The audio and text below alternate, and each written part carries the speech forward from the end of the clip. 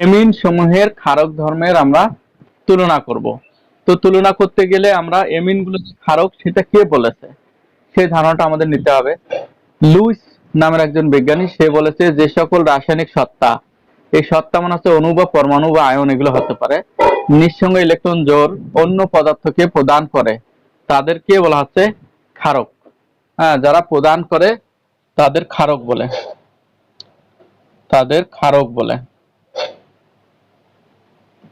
ক্ষারক বলে। আর যারা, এই যে এখানে বলা হচ্ছে যারা নিঃসঙ্গ ইলেকট্রন জোড় গ্রহণ করে তাদের অম্ল বলে। এই মতবাদে ক্ষারক আর অম্ল, লুইসের মতবাদটা আমরা গ্রহণ করব আর কি, যে এই অনুযায়ী কারা ক্ষারক কারা অম্ল। যেমন আমরা যদি আসি অ্যামোনিয়ার কথা চিন্তা করি, NH3, এর গায়ে কিন্তু নাইট্রোজেনের গায়ে এক জোড়া লোন পেয়ার ইলেকট্রন রয়েছে। এটার সাথে যদি আমরা প্রোটন মানে এর ইলেকট্রন ঘাটতি রয়েছে, এর সাথে এর যদি বিক্রিয়া ঘটাই বা এর কাছে যদি প্রোটন নিয়ে আসি বা অ্যাসিড নিয়ে আসি, তাহলে অ্যামোনিয়াম আয়ন তৈরি হয়। এই অ্যামোনিয়াম আয়নটা যে তৈরি হলো, এইখানে কিন্তু এ ইলেকট্রন একে দান করলো আর এ গ্রহণ করলো, তাহলে এইটাকে কি বলবো? এটা লুইসের মতে ক্ষারক আর এটা হলো অম্ল। তো অনুরূপ ভাবে আমরা যদি মিথাইল অ্যামিনের কথা চিন্তা করি, এই হলো মিথাইল অ্যামিন, এরও গায়ে কিন্তু লোন পেয়ার ইলেকট্রন আছে নাইট্রোজেন পরমাণুটিতে। এইটার সাথে যদি আমরা ধরে নিলাম HCl এর আমরা বিক্রিয়া ঘটাবো, তাহলে HCl এ কিন্তু এখানে প্রোটন আছে, দেখো এই প্রোটনটা কিন্তু এই একজোড়া ইলেকট্রন একে দেবে, দিয়ে সন্নিবেশ বন্ধন গঠন করবে, করার ফলে এখানে হবে CH3 আর NH3 হবে, এটা প্লাস হয়ে যাবে, এই প্রোটনটা এর সাথে যুক্ত হয়েছে প্লাস হবে, হয়ে এইটা একটা আয়ন তৈরি হবে আর Cl মাইনাস একটা আয়ন তৈরি হবে। তো এইখানে যে বিষয়টা হচ্ছে সেটা হচ্ছে এই মিথাইল অ্যামিন, এই লোন পেয়ার যে ইলেকট্রনটা আছে, আমি এটাকে ভেঙে ভেঙে দেখাচ্ছি। লোন পেয়ার যে ইলেকট্রনটা আছে এর গায়ে, সেই ইলেকট্রনটা কিন্তু প্রোটনকে প্রদান করবে। কিভাবে প্রদান করে? CH3 NH NH, এই ইলেকট্রন জোড়াটা হাইড্রোজেন আয়নটাকে দিয়ে দিল। তো হাইড্রোজেন আয়নটাকে যখন ইলেকট্রন জোড়াটা দিয়ে দেবে, দেখো হাইড্রোজেন আয়নকে যখন ইলেকট্রন জোড়াটা দিয়ে দেবে, তখন কিন্তু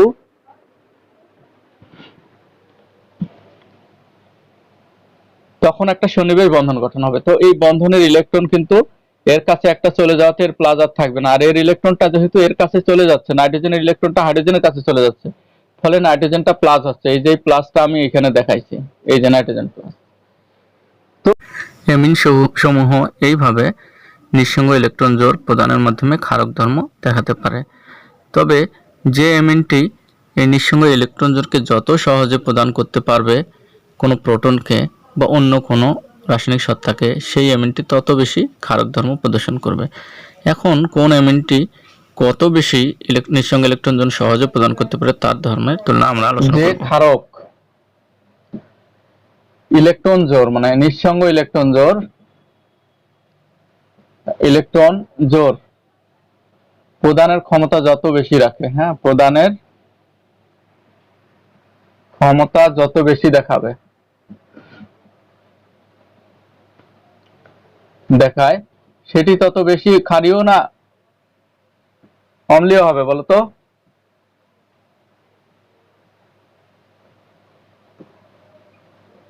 তত বেশি ক্ষারধর্মী হবে। তো আমাদের এই জিনিসটা খুঁজে বের করতে হবে যে এই অ্যামিনগুলো কে বেশি দ্রুত দেয়, কে ধীরে দেয়, বা দেয়ার প্রবণতা কার বেশি আর কার কম। তো এখন আমাদের আসতে হবে, এই দেখো মিথাইল অ্যামিন, এটা একটা অ্যামিন, এরও কিন্তু লোন পেয়ার ইলেকট্রন আছে। ডাইমিথাইল অ্যামিন দেখো CH3H, এরও কিন্তু লোন পেয়ার ইলেকট্রন আছে। ট্রাইমিথাইল অ্যামিন, এরও কিন্তু লোন পেয়ার ইলেকট্রন রয়েছে। ট্রাইমিথাইলটার এই পাশে দেই, তিনটে অ্যামিন আমরা পেলাম, এটা 1 ডিগ্রি, এটা 2 ডিগ্রি, এটা 3 ডিগ্রি। তাহলে এই তিনটা যে অ্যামিন আছে তার মধ্যে কে বেশি দ্রুত দিতে পারবে আর কে কম দিতে পারবে, এইটা আমরা এখন খুঁজে বের করি। তাহলে এইটার সাথে দেখো, এর সাথে এর সাথে এর সাথে এর সাথে দুইটা তিনটা মিথাইল, এর সাথে দুইটা, এর সাথে একটা, এই যে মিথাইল মূলকগুলো আছে, এই মিথাইল মূলকগুলো ইলেকট্রন দাতা না গ্রহীতা?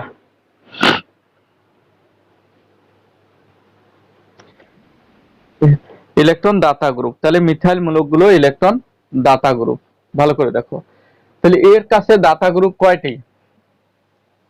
তাহলে কে ইলেকট্রন দাতা গ্রুপ? মিথাইল মূলক ইলেকট্রন দাতা গ্রুপ। তাহলে একটি, হ্যাঁ, একটি দাতা গ্রুপ আছে, দাতা CH3 গ্রুপ থাকে এইখানে। এখানে দুইটি দাতা গ্রুপ, এখানে তিনটি দাতা গ্রুপ। তাহলে দেখো, তাহলে এখানে একজন দান করতেছে, ফলে এর ইলেকট্রন ঘনত্ব বেড়ে যাচ্ছে। আবার যদি আমরা এখানে NH3 এর কথা চিন্তা করি, NH3 এইটাতে কি দাতা গ্রুপ আছে? দাতা নেই। তাহলে অ্যামোনিয়া যেটা আছে, এই অ্যামোনিয়াটার মধ্যে কোনো দাতা গ্রুপ দেখো দেখতে পাচ্ছ না। তাহলে অ্যামোনিয়ার মধ্যে কোনো দাতা গ্রুপ নাই, কিন্তু এর মধ্যে একটা দাতা গ্রুপ, এর মধ্যে দুইটা, এর মধ্যে তিনটা দাতা গ্রুপ আছে। এখন তোমরা বলো যে কোন নাইট্রোজেনটাতে ইলেকট্রন ঘনত্ব বেশি হবে?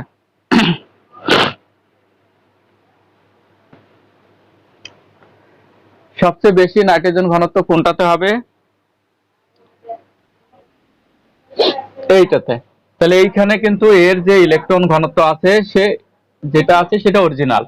এইখানে যে ইলেকট্রন ঘনত্ব আছে, একে এটা দান করার কারণে এর ইলেকট্রন ঘনত্ব বেড়ে গেছে। এটার ইলেকট্রন ঘনত্ব আরো বাড়ে, এটার ইলেকট্রন ঘনত্ব আরো বাড়ে। তো ইলেকট্রন ঘনত্বের দিক দিয়ে যদি আমরা চিন্তা করি, সবচেয়ে বেশি হচ্ছে এর ইলেকট্রন ঘনত্ব। এখন ঘনত্ব বেশি আছে, আমার অনেক ধন সম্পদ আছে, কিন্তু আমি দান করতে পারি না, আমার ওইরকম মন মানসিকতা নেই। কিন্তু একজনের তুলনামূলকভাবে কম ধন সম্পদ আছে, দান করে বেশি। তাহলে এখন প্রশ্ন হলো, যে দান করতে পারবে সে তো খারাপ ধর্ম দেখাবে বেশি। তাহলে এর চেয়ে এ বেশি ইলেকট্রন ঘনত্ব বেশি থাকায় এ সহজে দান করবে। দেখো, তাহলে এইটার চেয়ে এইটার ইলেকট্রন ঘনত্ব বেশি থাকায় ইলেকট্রন সহজে দান করবে, এইটার আরো বেশি থাকায় এটা ইলেকট্রন দানের প্রবণতা আরো বেশি। তাহলে নাইট্রোজেন পরমাণুতে ইলেকট্রন ঘনত্ব সবচেয়ে বেশি এইটাতে, কিন্তু এটা দান করতে পারে কম। তাহলে আবার বলি, এর চেয়ে এর নাইট্রোজেনের ইলেকট্রন ঘনত্ব বেশি থাকায় এটা খুব সহজে দান করতে পারবে, এর তুলনায় সহজে। এর ইলেকট্রন ঘনত্ব আরো বেশি থাকায় এটা আরো সহজে ইলেকট্রন ঘনত্ব দিতে পারবে, মানে এর ঘনত্ব এত বেশি যে সেটা রাখতেই চায় না। কারণ ইলেকট্রন ঘনত্ব বাড়লে আবার ইলেকট্রন ইলেকট্রন বিকর্ষণ বেশি হয়, ফলে সুস্থিতি কমে যায়। তাহলে এইটার চেয়ে এটার দান করার ক্ষমতা বেশি, এটার চেয়ে এটার দান করার ক্ষমতা বেশি। তাহলে এইটার চেয়ে এটা তীব্র ক্ষারক, এটা আরো তীব্র ক্ষারক। কিন্তু এইটা তীব্র ক্ষারক হবে না, কারণটা হচ্ছে যে এর যে ইলেকট্রন ঘনত্বগুলো আছে, হ্যাঁ, দাতা গ্রুপ আছে, কিন্তু এর যে গ্রুপগুলো আছে এই গ্রুপগুলোর স্টেরিক বাধা বেশি। তিনটি গ্রুপ দাতা গ্রুপ থাকলেও স্টেরিক বাধা বেশি, স্টেরিক বাধা বেশি। স্টেরিক বাধা বোঝো তো? স্টেরিক বাধা মানে হচ্ছে স্থান, যাকে দান করবে সে এসে যে নেবে ইলেকট্রন গুলো নিয়ে যৌগ গঠন করবে, সেরকম জায়গা নেই, আসার মতো জায়গা নেই, যে কারণে এর ইলেকট্রন ঘনত্ব বেশি থাকলেও সে দিতে পারে না, কারণ তার ক্যাপাসিটি নাই দেয়ার, কারণ তার জায়গা কম, কারণ গ্রুপগুলোই জায়গা দখল করে আছে বেশি। বুঝছো এবার? তাহলে সবচেয়ে পাওয়ারফুল এটার চেয়ে এটা, তার চেয়ে এটা, অর্থাৎ এইগুলোর মধ্যে সবচেয়ে বেশি ক্ষমতা এর, আর এইটার ক্ষমতা কম, এর চেয়ে এরই বেশি। এখন আমরা যদি এদের সক্রিয়তা যদি চিন্তা করি, এটা পানিতে যদি দেই, তাহলে পানি বিয়োজিত হয় যে OH আয়ন তৈরি করে, সেই ক্ষেত্রে বিয়োজন ধ্রুবকের মান, এর কেবি এর মানটা হচ্ছে কত? 1.8 ইন্টু 10⁻⁻5। দেখো এরটা, এই যে এটা আছে, এইটার হচ্ছে কেবি এর মানটা হচ্ছে 4.4 ইন্টু 10⁻⁻4।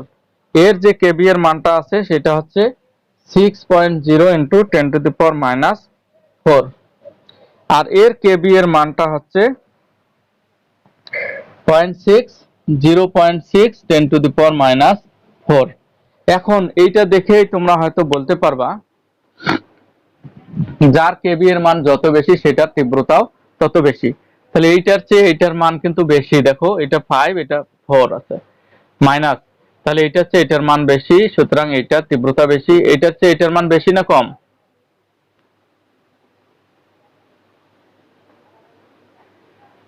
এটার মান আরো একটু বেশি, তাহলে এইটার চেয়ে এইটার তীব্রতা আরেকটু বেশি। আবার এইটার চেয়ে এইটার কম, অর্থাৎ এই যে এগুলো সবগুলোর চেয়ে কিন্তু সম্ভবত না, এইটার চেয়েও কম। তাহলে এই যে এই দুইটার চেয়ে এটার কিন্তু কম হওয়ার কারণে এর তীব্রতার মান এগুলোর চেয়ে কম, এই দুইটার চেয়ে কম। তাহলে মাথায় রাখতে হবে যে এই কয়েকটার মধ্যে আমরা কার তীব্রতা বেশি আর কার তীব্রতা কম এটা আমরা জানতে পারলাম। এখন আমরা যদি এরকম এমিন আরেকটা আমরা পেতে পারি, যেমন হচ্ছে অ্যারোমেটিক এমিন। অ্যারোমেটিক এমিন গুলোর মধ্যে যেমন হচ্ছে এনিলিন, এটাও কিন্তু একটা ক্ষারক।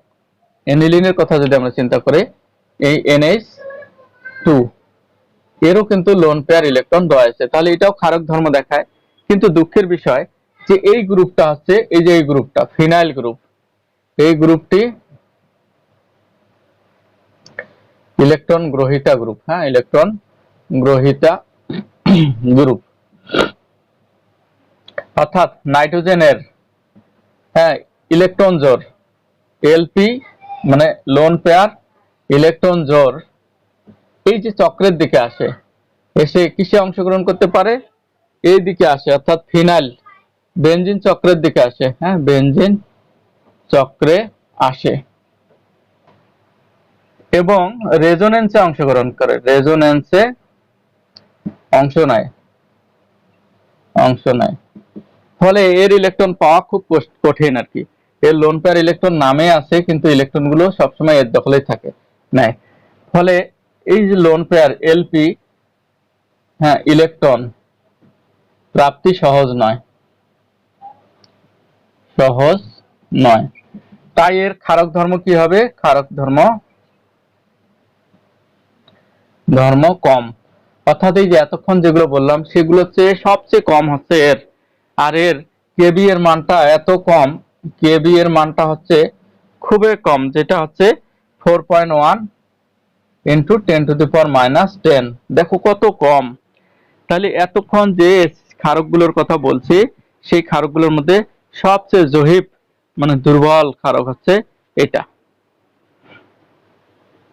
ওকে, তো পরীক্ষার সময় যদি কোনো প্রশ্ন আসে, প্রশ্ন একসাথে সবগুলো হয়তো চাওয়া হবে না, কিন্তু প্রশ্নগুলো চাইতে পারে কিভাবে। আছে, এগুলো আছে।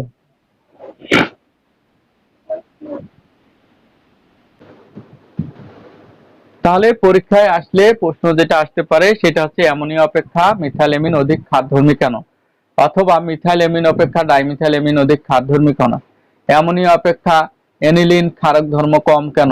অর্থাৎ এই আইটেমের 2 মার্কসের জন্য প্রশ্ন আসবে। তো আমার মনে হয় যে তোমাদের যে ব্যাখ্যাটা দেয়া হলো সেখান থেকেই কেন দিতে পারে কেন দিতে পারে না, অর্থাৎ দাতা গ্রুপ আছে গ্রহিতা গ্রুপ আছে, এগুলো দিয়ে 2-4টা লাইন লিখে দিলে হয়ে যাবে। এগুলোতে আমরা যদি অ্যাসিড ক্লোরাইডের সাথে, ভালো করে শোনো, অ্যাসিড ক্লোরাইডের সাথে যদি অ্যালিফেটিক অ্যামিনের বিক্রিয়া ঘটাই, দেখো অ্যাসিড ক্লোরাইড আর অ্যালিফেটিক অ্যামিন, ধরো এই জিনিসটা হলো অ্যালিফেটিক অ্যামিন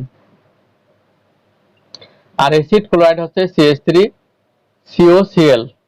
অ্যাসিড ক্লোরাইডের সাথে যদি আমরা এই বিক্রিয়াটা ঘটাই, তাহলে তোমাদের মাথায় রাখতে হবে যে এইখানে যে বিক্রিয়াটা ঘটবে সেটা হচ্ছে এইখান থেকে একটা H আর এইখান থেকে একটা Cl চলে যাবে, একটা H আর একটা Cl চলে যদি যায় তাহলে কি হয়, CH3NH CO CH3 এই টাইপের একটা যৌগ তৈরি হবে, আর হবে HCl। তো এইটা হতে পারে, তাহলে এইটার নাম কি হতে পারে সেটা বলো তো, বলতে পারবা? এই যৌগটার নাম হবে, আমরা যদি এই যৌগটাকে এইভাবে সাজাই, যেমন CH3CONH, এইটা কি ছিল বলছিলাম আমরা, অ্যামাইড বলছি না? এখন মনে করি যে অ্যামাইডের সাথে একটা মিথাইল লাগানো আছে, এই CH3 লাগানো আছে, এটাকে কিন্তু অ্যাসিড হ্যালাইড থেকে আসলে জিনিসটাকে আমাদের চিন্তা করতে হবে। তো এইটার যদি আমরা নামকরণ করি তাহলে এইটা আগে ছিল, যেমন অ্যামাইড যখন ছিল তখন কি নাম ছিল এইটুকুর বলতো, তখন কি নাম হবে? ইথানামাইড হবে কিনা? কিন্তু মিথাইলটা লাগানো আছে এন এর সাথে, তাহলে এইটাকে আমরা বলবো এন মিথাইল ইথানামাইড, এন মিথাইল ইথানামাইড। অনুরূপ অ্যানিলিনের সাথে যদি আমরা এই অ্যানিলিন, এটাকে বলা হচ্ছে অ্যানিলিন, এর সাথে যদি আমরা ওই যে জিনিসটার অর্থাৎ অ্যাসিড হ্যালাইডের যদি আমরা বিক্রিয়া ঘটানোর চেষ্টা করি তাহলে কিন্তু একই ঘটনা ঘটবে। সেই ঘটনাটা হচ্ছে NH CO CH3, দেখো একটা হাইড্রোজেনের জায়গায় কিন্তু এই জিনিসটা চলে আসলো, আর একটা HCl তৈরি হলো, HCl। তো এইটার আমরা নামকরণ কি করতে পারি, এটা হচ্ছে এন ফিনাইল ইথানামাইড। দেখো এইটাকে আমরা বলছিলাম ইথানামাইড, তাহলে এইটার জায়গায় এই যে এইটা লাগানো আছে এটাকে বলা হচ্ছে ফিনাইল গ্রুপ C6H5, এটার নাম হচ্ছে ফিনাইল, তাহলে এন ফিনাইল ইথানামাইড। তো এইটার বাণিজ্যিক নাম হচ্ছে এসিটানিলাইট, এসিটানিলাইট, একে এসিটানিলাইট বলা হয় থাকে বাণিজ্যিক ভাবে। তো আমরা এসিটানিলাইট, অ্যানিলিন থেকে এসিটানিলাইট কিভাবে হয় সেটা আমরা জানতে পারলাম। তাহলে অ্যামিনের বিক্রিয়া কার সাথে, নাইট্রাস অ্যাসিডের সাথে, নাইট্রাস অ্যাসিডের সাথে। আচ্ছা নাইট্রাস অ্যাসিডটা কি জিনিস, HCl প্লাস হচ্ছে সোডিয়াম নাইট্রাইট লবণ, এইটা মিলে বিক্রিয়া করে HNO2 হয়, এইটা নাইট্রাস অ্যাসিড। তো এই নাইট্রাস অ্যাসিডটাকে যদি আমরা আলাদাভাবে ব্যবহার করি, সরাসরি কোনো নাইট্রাস অ্যাসিড নিয়ে ব্যবহার করি, তো নাইট্রাস অ্যাসিড কিন্তু থাকে না, HNO2 ভেঙে গিয়ে হয় নাইট্রোজেন আর পানিতে পরিণত হয়। সুতরাং এইটা বিয়োজিত হয়, নাইট্রোজেন আর পানি যেহেতু হয়ে যায়, তাহলে নাইট্রাস অ্যাসিডকে কখনোই তুমি পাবা না, আলাদাভাবে কিনতে চাইলেও পাবা না। এইটা কি করা হয়, সোডিয়াম নাইট্রাইট লবণ আর ওর মধ্যে একটু HCl দেওয়া হয়, সাথে সাথে নাইট্রাস অ্যাসিড তৈরি হয়, সাথে সাথে ভেঙে গিয়ে নাইট্রোজেন তৈরি হয়। তো এই কাজটা প্র্যাকটিক্যাল আছে বড় ক্লাসে, প্র্যাকটিক্যাল করতে গেলে যখন সোডিয়াম নাইট্রাইট লবণ দিয়ে HCl দেওয়া হয় তখন সাথে সাথে বাদামি বর্ণের নাইট্রোজেন গ্যাস তৈরি হয়, অর্থাৎ ওর ফাঁকে যে নাইট্রাস অ্যাসিডটা কাজ করবে ওইটুকুই আমাদের ধরে নিতে হবে। তাহলে কেউ যদি বলে নাইট্রাস অ্যাসিড কোথায় পাওয়া যাবে, তাহলে সোডিয়াম নাইট্রাইট লবণ আর ওর মধ্যে HCl যোগ করলে নাইট্রাস অ্যাসিড তৈরি হয়, কিন্তু তৈরি হয় এটা কখনো টিকে থাকে না, ওর মধ্যে কাজ করে ফেলে। তো নাইট্রাস অ্যাসিডের সাথে যদি আমরা বিক্রিয়া ঘটাই তো তাহলে কি হবে সেটা আমাদের মাথায় রাখতে হবে। তো 3 আইটেমের বিক্রিয়া রয়েছে।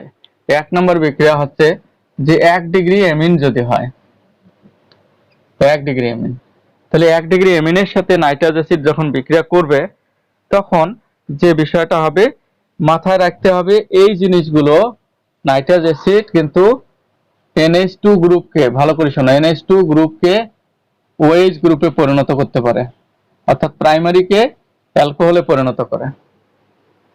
যদি কোনো অ্যামিনো গ্রুপকে তুমি অ্যালকোহল বানাতে চাও তাহলে নাইট্রাস অ্যাসিডের সাথে বিক্রিয়া ঘটাবে, অ্যালকোহল হয়ে যাবে। তো আমরা যদি এইখানে দেখি CH3NH2 এর সাথে যদি আমরা নাইট্রাস অ্যাসিডের বিক্রিয়া ঘটাই, কিন্তু এই নাইট্রাস অ্যাসিডটা কোথা থেকে পাওয়া যাবে, HCl হচ্ছে সোডিয়াম নাইট্রাইট লবণ, এর মধ্যে যদি আমরা বিক্রিয়াটা ঘটাই, এটা সাধারণ তাপমাত্রায় বিক্রিয়াটা ঘটানো হয়ে থাকে। ঘটালে এইখানে এই যে NH2 গ্রুপটা আছে এটা অ্যালকোহল হয়ে যাবে, OH হয়ে যাবে, আর কি হবে তার সাথে এই যে নাইট্রাস অ্যাসিড আর বাকি অংশটা ভেঙে যায়, ভেঙে গিয়ে পানি হয় এটা।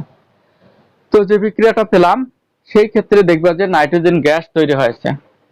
তো এই নাইট্রোজেন গ্যাস তৈরি হলে আমরা বুঝতে পারবো যে আমাদের এই বিক্রিয়াটাতে যে অ্যামিন ব্যবহার করা হয়েছে সেটা কি অ্যামিন ছিল বলতো,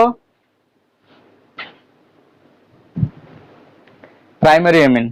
তো আবার বলি, প্রাইমারি অ্যামিনের সাথে নাইট্রাস অ্যাসিডের বিক্রিয়া ঘটালে অ্যালকোহল তৈরি হয় আর নাইট্রোজেন গ্যাস তৈরি হয়, নাইট্রোজেন গ্যাসটা বাদামি। তাহলে আমরা যদি কোনো একটা অ্যামিনের মধ্যে নাইট্রাস অ্যাসিড দিয়ে যদি দেখি যে বাদামি রঙের গ্যাস তৈরি হয়েছে আর অ্যালকোহলের গন্ধ পাওয়া যেতে পারে, তো আমরা এটা বলবো যে নিশ্চিত যে সেটা হচ্ছে প্রাইমারি অ্যামিন। তাহলে এবার হচ্ছে 2 ডিগ্রি অ্যামিনের মধ্যে যদি আমরা কি করি,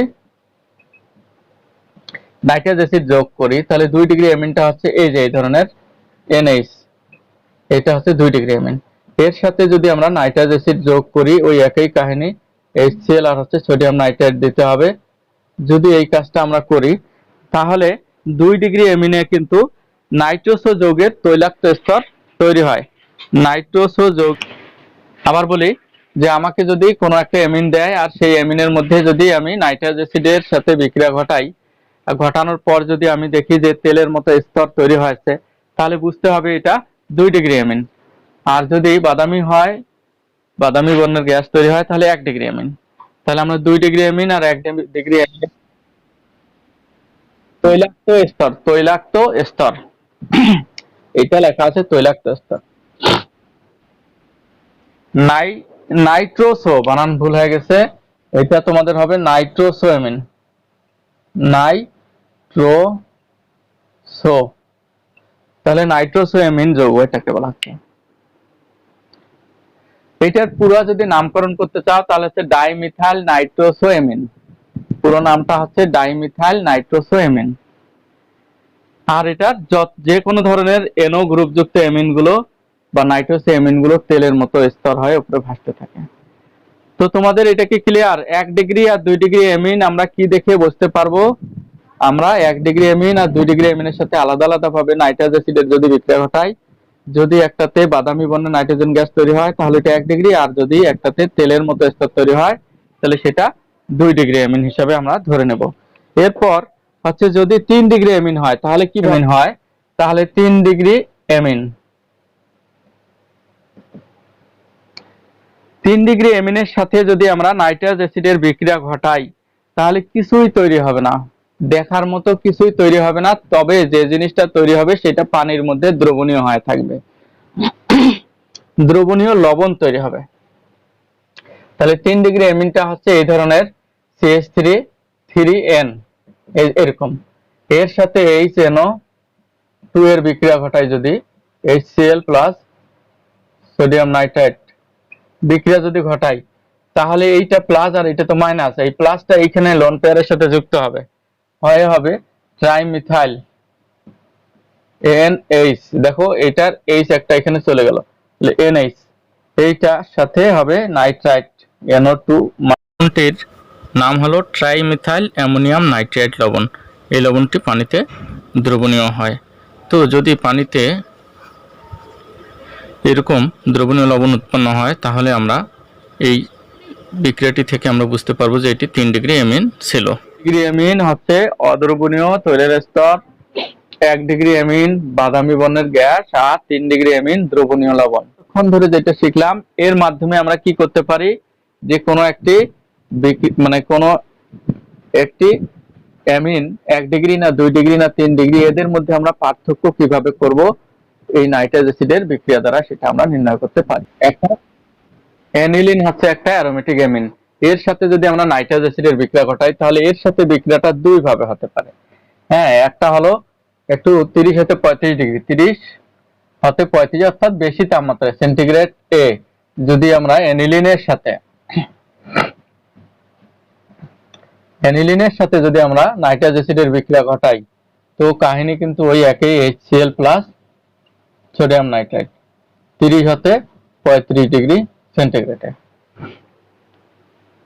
ঘটালে আমরা তো জানি NH2 গ্রুপটার সাথে নাইট্রাস অ্যাসিডের বিক্রিয়া যদি ঘটাই তাহলে কি হয়, OH হয়ে যায় আর হয় নাইট্রোজেন আর পানি।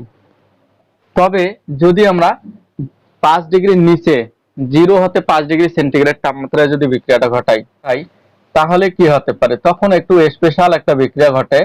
সেই বিক্রিয়াটাকে আমরা একটু দেখার চেষ্টা করি। HNO2 HCl প্লাস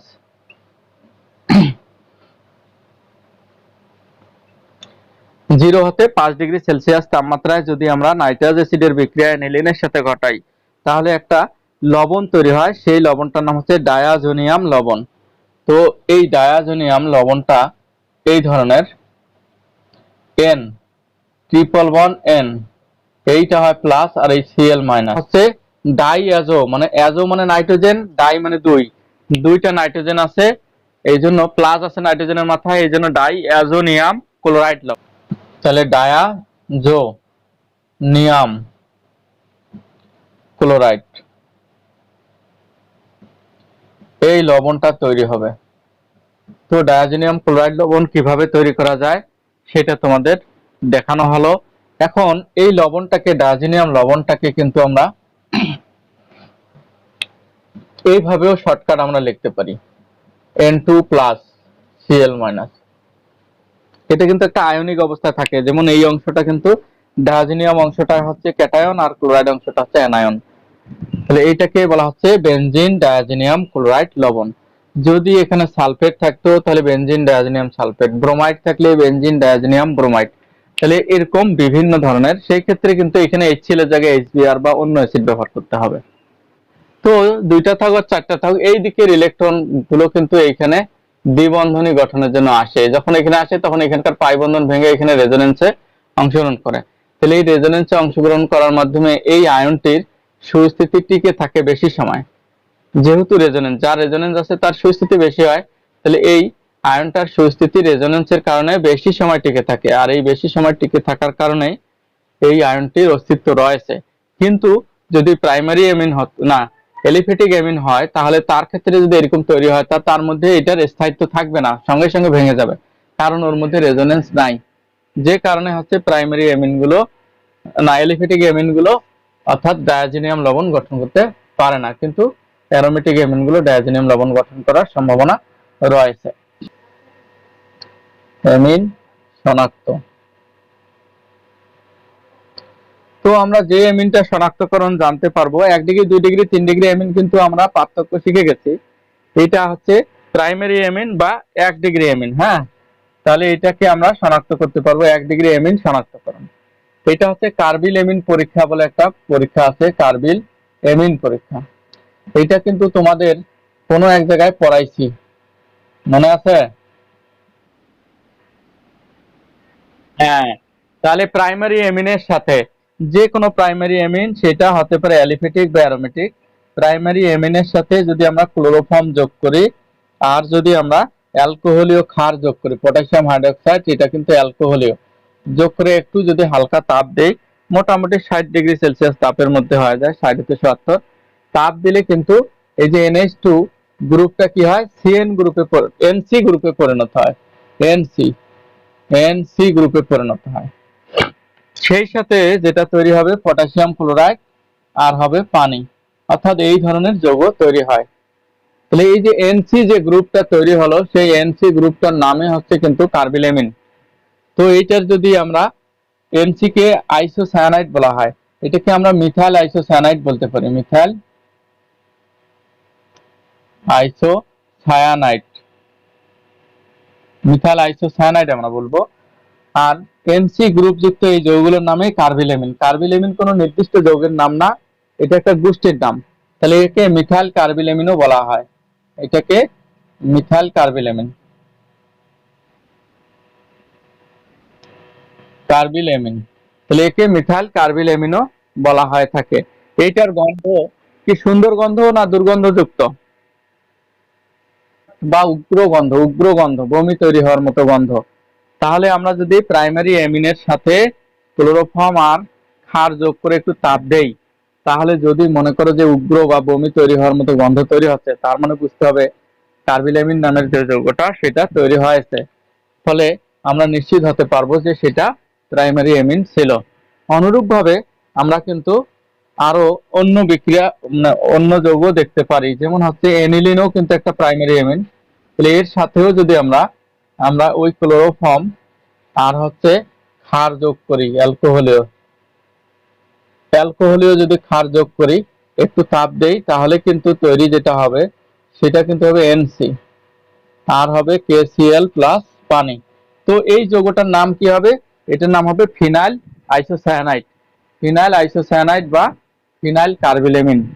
এটাকে আমরা বলবো ফিনাইল কার্বিলেমিন।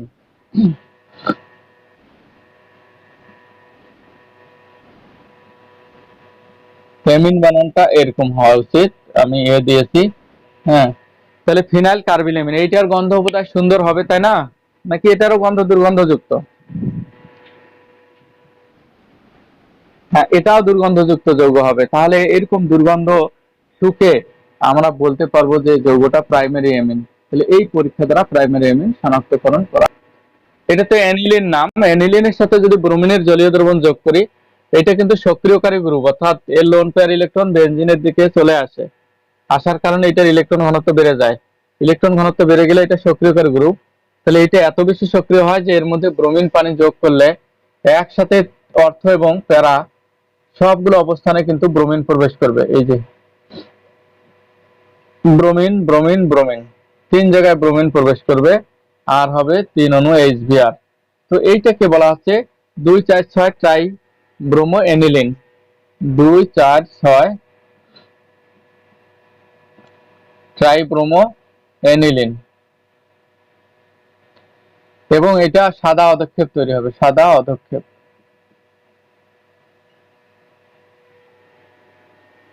তো এনিলিনটাকে যদি আমরা আগে থেকে জানি যে প্রাইমারি অ্যামিনটা হচ্ছে কার্বিল অ্যামিন পরীক্ষা দেয়, তারপরে আমরা যদি ব্রোমিন পানি যোগ করি আর সাদা অধক্ষেপ হয়, তাহলে আমরা বুঝতে পারবো যে এটা অ্যানিলিন।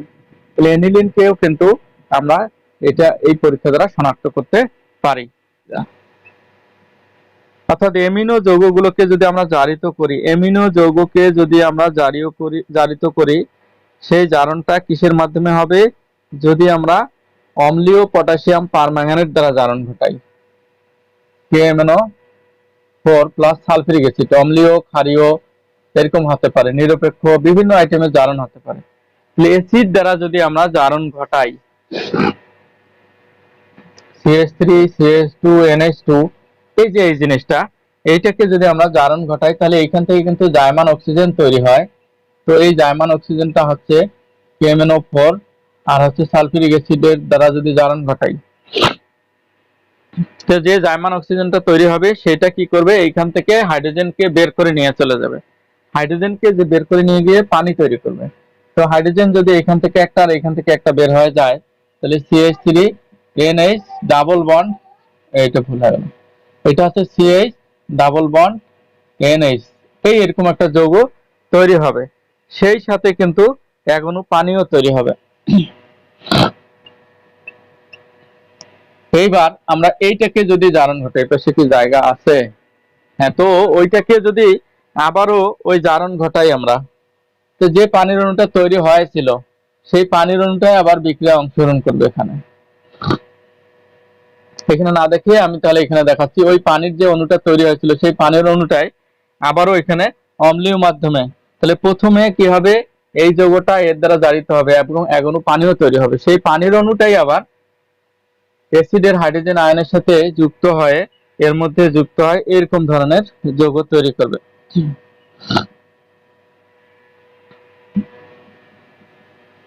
এই দেখো, এই যৌগটা তৈরি করলো। তো এইটা তো হলো ইথানল, কিন্তু এই যে এই জায়গাটা, এটা হচ্ছে অ্যালডিহাইড, কিন্তু অ্যামিন যুক্ত অ্যালডিহাইড। এখানে যদি CH, দেখো এই জায়গাটাতে যেমন আমি লিখছি CH, নিচে একটা H লিখলাম আর ডাবল বন্ডে NH লিখলাম। তো এই জায়গাটাতে যদি আমি O দেই, তাহলে তো এটা অ্যালডিহাইড হয়। তাহলে এই অ্যালডিহাইডের জায়গাটা হচ্ছে অ্যামিন লাগানো আছে, এই জন্য এই যৌগটাকে বলেছে অ্যালডিমিন। অ্যালডিমিন, অ্যালডিমিন যৌগটা কি? অ্যামিন যুক্ত অ্যালডিহাইড, মানে ওটার জায়গায় NH আছে, অ্যামিনের অ্যালডিহাইড। তাহলে ওই যৌগটাকে অ্যালডিমিন বলে, আর এটাতে হচ্ছে অ্যালডিহাইড বা ইথানল তৈরি হলো। তাহলে এইভাবে আমরা যদি জারণ ঘটাই তাহলে অ্যালডিমিন তৈরি হয়। এবার হচ্ছে ক্ষারীয়, যদি আমরা পটাশিয়াম হাইড্রোক্সাইড দিয়ে জারণ ঘটাই, ক্ষার দিয়ে,